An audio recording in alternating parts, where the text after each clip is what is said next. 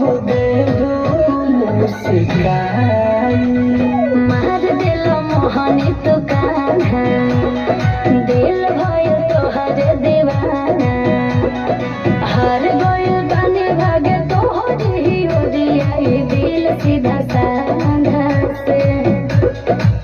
कहीं को दिल रहे सीना के भीतरिया वो दिल लागल बड़ा से।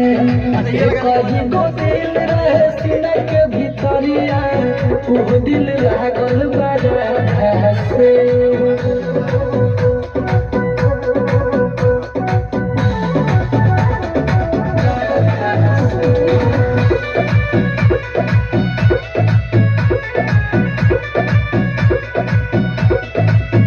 लाल बिंदिया तोहर राधा खींचे अपना ओर। आयो तोहर करे छम छम दिल में शोर।